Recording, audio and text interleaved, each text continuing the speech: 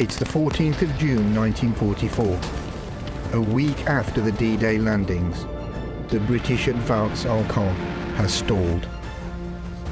12 kilometers southeast of Bayeux, A Squadron of the 4th 7th Dragoon Guards are preparing to attack the strategically important village of Lingevres. Amongst them was Sgt Wilf Harris, who commanded a Sherman Firefly like this one here. His actions on that day were to win him the Distinguished Conduct Medal and a place in history, proving the British tank crews could be just as effective as their German equivalents. This video has been made possible by our supporters on Patreon, our YouTube members and our Super Thanks donors. Please join them if you can and support the Tank Museum. And thanks for watching. Thoughts of medals are a long way from the minds of the men of the 4th 7th Royal Dragoon Guards. They're exhausted. They have been in continuous action since D-Day. The squadron, commanded by Major James Goldsmith, has so far lost 7 tanks with no replacements. And now they are heading into the unknown with little knowledge of enemy strength or positions. The speed that the advance has been predicated means there has been little time for forward reconnaissance. On top of this, news that the entire 22nd Armoured Brigade advance had been brought to a halt at Villers-Bocage the day before has done little to lift spirits. Yesterday, 12 kilometres away, Nazi ace Michael Wittmann inflicted a humiliating bloody nose on the 7th Armoured Division with 5 Tiger tanks of the 101st SS Heavy Tank Battalion. It is precisely because of this that the command is eager to throw in an attack, hopeful it will regain the momentum in the advance towards Caen. The 9th Battalion Durham Light Infantry will lead the attack, with a depleted A Squadron in support. At their disposal are 3 troops, each of 3 tanks, a Firefly and 2 75mm Shermans in each troop, and a pair of Shermans making up squadron headquarters. The attack goes in at 10:15 AM, opening with a massive artillery barrage directed by Royal Artillery observers. 10 regiments of artillery pound at the suspected German positions, before a cab rank of Typhoons strafe them with rockets. The power and devastation of the onslaught fills the attackers with considerable confidence, and they march out from the edge of the wood in line abreast through a field of waist-high corn. A Squadron advance with them in echelon across the battalion front. All seems quiet, but things are about to go very wrong. Emerging from well-prepared positions in and around the village are the 6th Company of the 902nd Panzer Grenadier Regiment, part of the elite Panzer Lehr Division. Having sustained remarkably few casualties in the bombardment, they take up their positions and let loose with devastating machine gun and rifle fire into the advancing infantry. The casualties are sudden and severe, chaos ensues, and the attack stalls. On the left flank, A Company's officers have nearly all been wiped out, and without their leaders, the momentum evaporates. The DLI CO, Colonel Humphrey Woods, turns to his reserve, B Company, and orders them to advance through A Company and press home the attack on the enemy-occupied wood to their front. But they fare no better, and to make matters worse, both Royal Artillery observers are now casualties. The tanks of A Squadron's 2nd Troop attempt to support, but cannot advance into the wood without close infantry support. On the right flank, Wood's 2IC, Major John Mogg, is enjoying slightly more success attacking towards an orchard and a farmhouse. Wood radios Mogg to inform him that he intends to extract the faltering A and B companies from the left flank to support his advance on the right. But as he does so, his Bren carrier is hit by a mortar round and he is killed instantly. For now, A and B companies are stuck and remain facing the wood. From his tank, Major Goldsmith sees the situation deteriorating and reacts with new orders. 2nd Troop are ordered to try and shoot in what remains of A and B companies to get them into the wood. He sends 4th Troop down the road to the village to link up with C and D companies as they emerge from the western side of the farm buildings. 3rd Troop are ordered to continue their support for C Company and then to secure the right flank, remaining in the vicinity of the farmhouse. Goldsmith dispatches his 2IC John Sterling in his 75mm Sherman to bolster them. His orders achieve immediate success.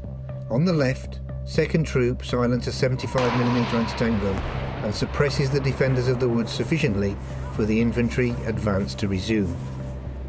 Meanwhile, on the right, C&D companies complete their flanking manoeuvre around the farm on the left of the German line and arrive in the now heavily damaged village of Lingevres. It's been about 2 hours since the assault began, and the Germans now have to be dislodged from the village. After about an hour of house-to-house fighting, the Germans retreat, but it's not over yet. Everyone knows that the Germans will counterattack to try and regain the village. It's just a question of when, with what, and from which direction. As a steady rain of mortar shells drops onto the village, Mogg personally positions his infantry around the village perimeter. 4th Troop take up positions within the village in support. Troop Commander, Lieutenant Alistair Morrison, places a tank facing down each road that leads into the village. The Firefly of his Troop Sergeant Wilf Harris covers the road from Tilly-sur-Soye to the east. Morrison also has command of a Firefly from 3rd Troop, commanded by Sergeant Norman Roberts, who's got lost and found himself in the village by accident. Morrison faces this tank northeast, where a fight for the next village is already underway. The Germans there will need to use this route should they retreat.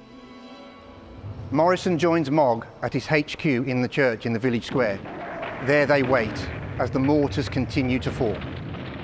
Just a couple of kilometres to the south, the 1st Battalion, 130th Panzer Regiment, with up to 30 Panther tanks, are getting ready to counterattack. And within an hour, the attack is underway. It comes from the east towards Wilf Harris, who has taken up a favourable hold-down position. Surprisingly, it's led by a captured Sherman tank, which acts as a decoy and a screen for the Panther tank advancing behind it. Suddenly, the Sherman veers off into a side road, revealing the advancing Panther. Harris is confident that he hasn't been spotted by the Panther and orders his gunner, Ian McKillop, to open fire. His first shot smashes right into the enemy tank, which begins to burn as it comes to a stop. Then a second Panther appears from a roadway to the right. It must have seen the destruction of the first Panther, but it can't identify where the shot has come from. Harris gives the order to fire again. Another shot, another hit, and the Panther tank rumbles to a halt. His work apparently done, Harris reverses back into the village and heads for the nearby farmhouse, where resupply trucks have arrived with badly needed fuel and ammunition. But even though the 2nd Panther tank has now been disabled, it can still fire down the road into the village at the British infantry positions. It is going to be up to the British infantry, now that Harris has withdrawn, to take it out. Forming a party to hunt it down, the men sneak east through the cemetery. Getting suicidally close, Mogg himself fires a Piat round into its side. This finishes the job, setting the tank ablaze. Over on the southern outskirts of the village, another Panther is seen. This one apparently hidden in a barn. Encouraged by the infantry, Corporal Clifford Johnson edges his 75mm Sherman slowly down the road towards Longray to try and find it. But it's a trap. Even before he can see it, the Panther has fired, hitting the Sherman and penetrating the frontal armour here. The crew scramble to escape, all except the driver, Reginald Dagley, because the gun has dropped over his hatch, preventing his exit. To be sure of their kill, the Panther fires at the Sherman several more times, and it begins to burn. Johnson's loader, Trooper Daniel Draper, is the only crew member to escape uninjured.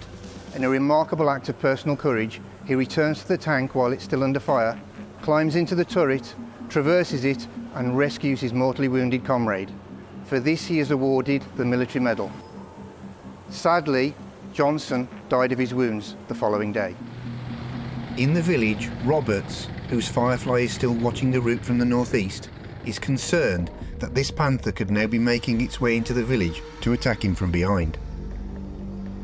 To protect himself, he traverses his gun to the rear, ready to fire at the first sign of movement. He fires. The powerful 17-pounder gun emits a bright flash from its muzzle, sending the round off into the distance.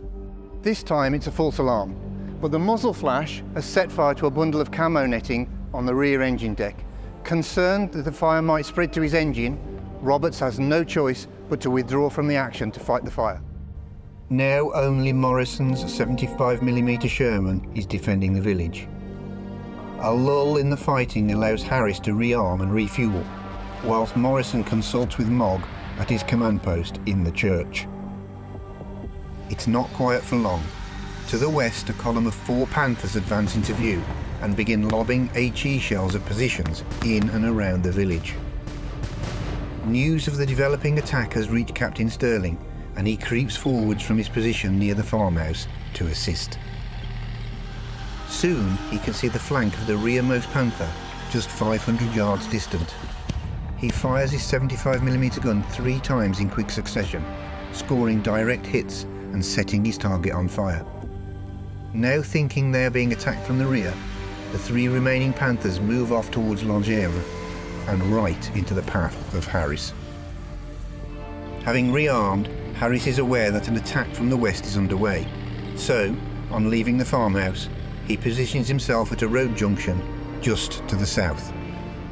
As he sits waiting, the lead Panther of the 3 crosses his line of sight. He just has a second or two to get his shot ready for when the tank crosses the road in front of him. On his command, his gunner McKillop fires. The shot hits and takes off the front left sprocket of the Panther, which sheds its track.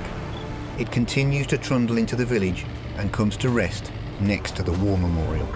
The second and then the third Panther flash past, and with incredibly good shooting, McKillop fires twice and hits twice. Both Panthers are stopped dead on the road just short of the village. With that, the counterattack is over and Lingevres is secured. A Squadron, 4th 7th Royal Dragoon Guards had knocked out 1 75mm anti-tank gun, 1 half-track, 5 Panther tanks and disabled a 6th for the loss of just 1 Sherman. Wilf Harris had knocked out 4 Panther tanks and disabled a 5th with just 5 shots. As a consequence of his actions, he was awarded the Distinguished Conduct Medal, and his gunner Ian McKillop was awarded a mentioned in dispatches. They, along with John Sterling, Jackie Goldsmith and Alistair Morrison, all continued to serve in the 4th 7th and all survived the war. This small victory came at a huge cost to the Durham Light Infantry. In total, they lost 22 officers, including their CO, a 60% casualty rate, and 226 other ranks, over 25% casualties. John Mogg was given command of the 9th DLI, earning a DSO for his part in the action. He remained a soldier after the war, ending his career as Deputy Supreme Commander of NATO. The tank action at Lingevres went a long way to restore the battered prestige of British armour, which had suffered so heavily the day before at Villers-Bocage. And it went to prove that in capable hands, the British Sherman Firefly was a match for anything the Germans had to offer. And Wilf Harris proved that man for man, British tank crews were every bit as capable as their German counterparts. Thanks for watching. I hope you enjoyed the video. Please subscribe, and if you can, join us on Patreon.